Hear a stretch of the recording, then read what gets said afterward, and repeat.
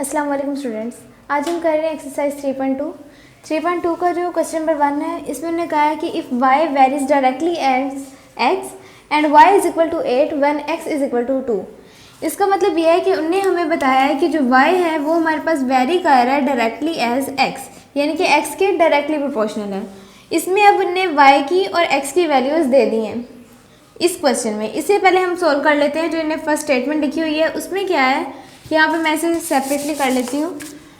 y directly as x, y के ये जो प्रोपोर्शनैलिटी का साइन है इसे ख़त्म करने के लिए मैं इज इक्वल लगाऊंगी और साथ में किसी भी एक कांस्टेंट वैल्यू को ले लूँगी। मैंने यहाँ पे k को लिया है और साथ में x वैसे ही आ जाएगा। और अब प्रोपोर्शनैलिटी का साइन ख़त्म हो गया क्योंकि हमने एक कांस्टेंट उसकी जगह पे लिख लिया है। अब यहाँ पे इज इक्वल आ गया। अब इस क्वेश्चन में उसने हमें y की और x की वैल्यू दी हुई थी। y की वैल्यू क्या है 8 is equal to k, x की वैल्यू है 2। तो यहाँ पे k हमारे पास इज इक्वल आ जाएगा 4 के। जब यहाँ पे 2 8 के पास जाके नीचे डिवाइड होगा तो यहाँ पे क्या आ जाएगा k इज इक्वल टू 4। अब हमारी जो फर्स्ट स्टेटमेंट थी वो हमने कंप्लीट कर ली है। आगे उन्होंने अब जो क्वेश्चन नंबर 1 है इसका वो क्या दिया है, y in terms of x, कि हमने y का आंसर लाना है जो कि किसके टर्म्स में हो, x के टर्म्स में। अब यहाँ पे हमारे पास जैसा कि हमें पता है कि y जो है वो इज इक्वल टू आ रहा है के x के। तो यहाँ पे y की वैल्यू हमें क्या दी हुई थी 8 इज इक्वल टू के हमारे पास था। y की वैल्यू हमने फाइंड करनी है तो y को हम सिंपल वैसे लिख लेंगे। k हमारे पास क्या था, यहाँ पे हमने फाइंड किया है 4 और x। तो यहाँ पे हमारे पास y की वैल्यू जो है वो x में आ गई है, यानी कि x के टर्म्स में आ गई है। पहले हमने क्या किया, जो उन्हें हमें ऊपर स्टेटमेंट दी थी हमने उसे सॉल्व कर लिया और k की वैल्यू फाइंड कर ली। यहाँ पे अब हमने क्या किया, हमने हमें कहा y को फाइंड करो in terms of x, y का आंसर आना चाहिए x की टर्म्स के साथ। तो यहाँ पे हमने y वैसे लिखा रहने दिया है इज इक्वल टू k की जगह पे 4 की वैल्यू जो हमने फाइंड की थी उसे पुट किया और x लगा दिया। इस तरह हमारे पास जो क्वेश्चन नंबर 1 था ये कंप्लीट हो गया। आगे हम करेंगे क्वेश्चन नंबर 2। तो स्टूडेंट्स अब उन्होंने कहा है क्वेश्चन नंबर 2 में कि y फाइंड करो when x is equal to 5। अब इसमें क्या है, हमारे पास y था is equal to k x, यही हमने फॉर्मूला फाइंड किया था। यहाँ पे y is equal to k x है। अब यहाँ पे y को हमने फाइंड करना है इज इक्वल टू k की वैल्यू ने हमें क्या दी है 4 और x की वैल्यू अब क्या है हमारे पास 5। इस तरह हमारे पास y इज इक्वल टू 20 आ जाएगा। तो हमारे पास जो क्वेश्चन नंबर 2 है इसका ये कंप्लीट हो गया। अब जो क्वेश्चन नंबर 3 है हम वो करेंगे। स्टूडेंट्स यहाँ पे अब जो क्वेश्चन नंबर 3 है उसमें उसने हमें कहा है कि x को फाइंड करो when y is equal to 28। y हमारे पास था is equal to k x, same हमने वैसे ही करना है। y हमारे पास किसके इज इक्वल है 28 के इज इक्वल टू k की वैल्यू किसके इज इक्वल है 4 के, x को हमने फाइंड करना है। 4 अब यहाँ पे 28 के साथ आके डिवाइड हो जाएगा, x किसके इज इक्वल आ जाएगा 7 के। इस तरह हमारे पास जो एक्सरसाइज 3.2 है इसके क्वेश्चन नंबर 1 का जो थर्ड पार्ट है वो भी कंप्लीट हो गया है। आगे हम करेंगे क्वेश्चन नंबर 2। अब स्टूडेंट्स जो क्वेश्चन नंबर 2 है इसका फर्स्ट पार्ट है y in terms of x। जैसा कि हमने क्वेश्चन नंबर 1 में किया था, y को हमने फाइंड करना है इन टर्म्स ऑफ x में। आंसर किस में आना चाहिए, x के टर्म्स में। अब यहाँ पे सबसे पहले हम फाइंड कर लेते हैं। तो यहाँ पे हमने वैल्यू दी है y directly proportional to x, जैसा कि हमने उसमें किया था। y अब हमारे पास हमने कॉन्स्टेंट वैल्यू को लगाया है प्रोपोर्शनल का साइन खत्म करने के लिए और कॉन्स्टेंट वैल्यू मेरे पास k ही है। अब यहाँ पे y क्या हमने दिया था, y is equal to 7 is equal to k हमने वैसे लिख लिया, x इज इक्वल टू किसके है 3, तो k की वैल्यू किसके इज इक्वल आ गई 7/3। अब स्टूडेंट्स याद रखिएगा जो हमने स्टेटमेंट में हमें वैल्यूज़ दी होंगी उनसे हमने k की वैल्यू फाइंड करनी है और नेक्स्ट आगे जो हमने क्वेश्चन दिया है उसे सिंपल आगे सॉल्व करना है। अब यहाँ पे हमें क्वेश्चन क्या दिया है, y in terms of x, y का हमने आंसर लाना है किसकी, x की टर्म्स के साथ। अब यहाँ पे y हमारे पास होता है is equal to k x. अब यहाँ पे y हमने फाइंड करना है, k की वैल्यू क्या हमने दी है 7/3 और x साथ वैसे ही आ गया। तो यहाँ पे हमारे पास इसका आंसर आ गया। ये हमने जो क्वेश्चन नंबर 1 है इसका y का आंसर x के टर्म्स में ले आए हैं। आगे हम इसका करेंगे क्वेश्चन नंबर 2। अब स्टूडेंट्स उन्होंने क्वेश्चन नंबर 2 जो हमें दिया है उसमें उन्होंने हमें कहा है कि x को फाइंड करो when y is equal to 35। x को हमने फाइंड करना है जब हमारे पास y की वैल्यू क्या होगी 35 और फिर y को फाइंड करना है जिसमें x की वैल्यू हमारे पास 18 होगी। यानी कि इस एक क्वेश्चन में उन्होंने दो वैल्यूज़ फाइंड करने के लिए दी हैं, x की और y की। अब यहाँ पे हमारे पास k की वैल्यू आ गई हुई है, ये सेपरेट है। अब यहाँ पे पहले हम फाइंड करेंगे x की वैल्यू। तो x हमारे पास यहाँ पे y किसके इक्वल होता है, के x के। अब यहाँ पे y की वैल्यू क्या हमने दी है, x को फाइंड करना है जब y की वैल्यू क्या हो 35। ये 2 स्टेप्स इसके बना लेते हैं। अब यहाँ पे x को फाइंड करना है जब y की वैल्यू होगी 35। तो y की वैल्यू क्या है 35 इज इक्वल टू k हमारे पास किसके इज इक्वल था 7/3x। अब 3 को हम 35 की साइड पे ला के मल्टीप्लाई करवा देंगे और 7 को डिवाइड करवा देंगे इज इक्वल टू x। अब यहाँ पे 35 को 3 से मल्टीप्लाई करेंगे तो हमारे पास क्या आएगा, 35 को 3 से मल्टीप्लाई करवा रहे हैं 105। यहाँ पे हमारे पास आएगा 105 divided by 7 is equal to x। और 7 को x 105 से कटिंग करेंगे तो हमारे पास क्या आएगा 15। तो x हमारे पास किसके इक्वल आ जाएगा 15 के। इस तरह हमारे पास x की वैल्यू क्या आ गई है 15 के इक्वल। अब हमने फाइंड करनी है y की वैल्यू। y भी सेम वैसे ही रहेगा। y अब हमने फाइंड करना है इज इक्वल टू k हमारे पास क्या है 7/3 मल्टीप्लाई बाय x हमारे पास है 18।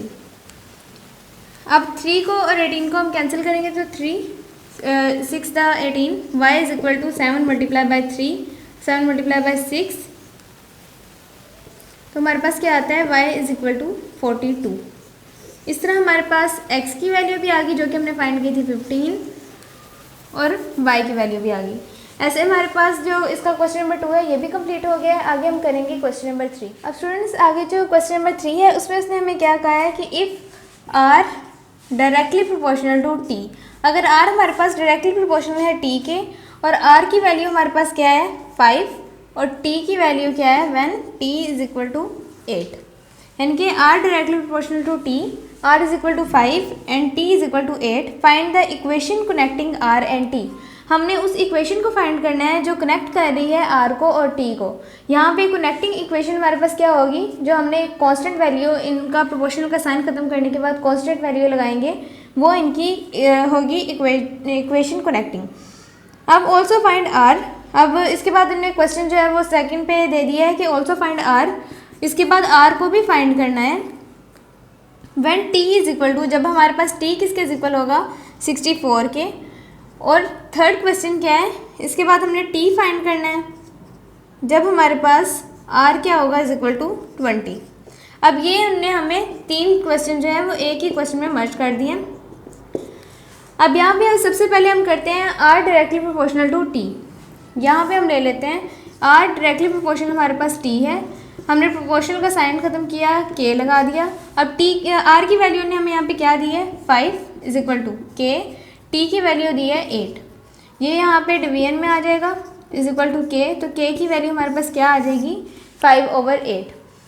फर्स्ट क्वेश्चन हमारा हो गया। सेकंड पे उसने हमें कहा है r फाइंड करो जब t हमारे पास किसके इक्वल होगा 64 के। तो r यहाँ पे हमारे पास आता है r is equal to k t। r को फाइंड करना है इज इक्वल k की वैल्यू हमारे पास क्या है 5 divided by 8 multiply by t की वैल्यू हमारे पास क्या है यहाँ पे 64। 8 द 64, तो r is equal to 5 multiply by 8, जिसका आंसर हमारे पास r का क्या आ जाएगा 40। इस तरह हमारे पास जो सेकंड क्वेश्चन है इसका वो भी कंप्लीट हो गया। इसमें हमारे पास r किसके इक्वल आ गया है 40 के। यहाँ पे मैं इसे सेपरेट लिख लेती हूँ, r इज इक्वल टू 40, ये इसका आंसर आ गया। अब थर्ड पार्ट में इसने हमें क्या कहा है, हमने t फाइंड करना है। फॉर्मूला हमारे पास वही रहेगा r इज इक्वल टू के टी। अब यहाँ पे r की वैल्यू इसने हमें क्या दी है 20 इज इक्वल टू k की वैल्यू है हमारे पास 5/8, t को हमने फाइंड करना है। ये इस साइड पे जाके मल्टीप्लाई हो जाएगा, 5 को डिवाइड कर देते हैं इज इक्वल टू t। अब 20 को हम 8 से मल्टीप्लाई करेंगे तो हमारे पास क्या आएगा 160 divided by 5 is equal to t। ये हमारे पास कटिंग हो गया तो इसका आंसर क्या आएगा 32 इज इक्वल टू t। तो यहाँ पे हमारे पास t की वैल्यू क्या आ गई 32। इस तरह हमारे पास इसका थर्ड पार्ट है ये भी कंप्लीट हो गया है। पहले हमने r directly proportional to t किया जिसमें उसने हमें वैल्यू दी r इज इक्वल टू 5 और t इज इक्वल टू 8। इसमें उसने हमें कहा कि इक्वेशन कनेक्टिंग यानी कि कनेक्टिंग इक्वेशन हमने फाइंड करनी है, तो वो मैंने यहाँ पे कर ली, k की वैल्यू ले आई। अब इसके बाद सेकंड क्वेश्चन में उन्होंने हमें क्या कहा कि हमने फाइंड करना है r की वैल्यू फाइंड करनी है जब हमारे पास t हो 64 के इक्वल। इसका आंसर भी हम ले आए। और थर्ड क्वेश्चन में उसने हमें कहा कि टी फाइंड करो जब आर हमारे पास है इज इक्वल टू 20। ये भी हमने यहाँ पे कर लिया है। तो इस तरह हमारे पास इसका क्वेश्चन नंबर 3 है, ये कंप्लीट हो गया है। आगे हम करेंगे क्वेश्चन नंबर 4। स्टूडेंट्स, अब जो हमारे पास क्वेश्चन नंबर 4 है उसमें उसने हमें कहा है कि if r directly proportional to t square, r अगर हमारे पास होगा डायरेक्टली प्रोपोर्शनल टी स्केयर के, इसमें हमारे पास वैल्यूज़ क्या होंगी, आर की वैल्यू यहाँ पे हमारे पास होगी 8 और टी की वैल्यू हमारे पास होगी 3। अब इसके बाद उसने हमें क्वेश्चन क्या दिया है, ये तो उसने हमें वैल्यूज़ दी ना कि डायरेक्टली प्रोपोर्शनल का साइन जो है इसे हम ख़त्म करके तो आंसर कैसे लाएंगे के का। ये फर्स्ट इक्वेशन वो होगी। अब सेकंड में उसने हमें क्या कहा है, आर को फाइंड करो जब हमारे पास आर को हमने फाइंड करना है जब हमारे पास टी क्या होगा इज इक्वल टू 6। तो इसे अब हम सॉल्व करते हैं। सबसे पहले r directly proportional to t को करते हैं। आर हमारे पास होगा 8 के इज इक्वल, पहले हम इसे के का साइन को ले आते हैं, प्रोपोर्शनल का साइन को ख़त्म किया तो हमारे पास आ गया के टी स्केयर। अब यहाँ पे आर की वैल्यू हमारे पास है 8 इज इक्वल टू के, टी की वैल्यू क्या है 3, स्केयर साथ वैसे ही आएगा 8 इज इक्वल टू के 9, यहाँ पे जाके डिवाइड हो जाएगा तो क्या आएगा के इज इक्वल टू 8/9। इस तरह हमारे पास जो के है इसकी वैल्यू आ गई है। आगे हम लाएंगे आर की वैल्यू। यहाँ पे हमारे पास आर होगा इज इक्वल टू के टी स्केयर के। अब यहाँ पे आर हमने फाइंड करना है इज इक्वल टू के की वैल्यू है हमारे पास 8/9, टी की वैल्यू है 6 और इसका स्केयर साथ वैसे ही आ जाएगा। R is equal to 8 multiply by 6 का स्केयर किया तो यहाँ पे क्या आया 36 डिवाइडेड बाय 9, 9 को इससे कटिंग की तो आ गया 4। R is equal to 8 multiply by 4, r is equal to हमारे पास क्या आ जाएगा 32। इस तरह हमारे पास इसका क्वेश्चन नंबर 4 है, ये भी कंप्लीट हो गया है। आगे हम करेंगे अब इसका क्वेश्चन नंबर 5 जो है ये सेम क्वेश्चन नंबर 4 की तरह ही है। तो आगे हम करेंगे क्वेश्चन नंबर 6। अब स्टूडेंट्स क्वेश्चन नंबर 6 में उसने कहा है कि if W directly proportional to U cube, यहाँ पे W हमारे पास डायरेक्टली प्रोपोर्शनल है U क्यूब के। अब यहाँ पे उसने हमें W की वैल्यू क्या दी है, यहाँ पे सबसे पहले प्रोपोर्शनल के साइन को ख़त्म किया। अब यहाँ पे W की वैल्यू है उसने हमें दी है 81 इज इक्वल टू के, U की वैल्यू है 3, 81 इज इक्वल टू के, 3 का क्यूब हमारे पास होता है 27।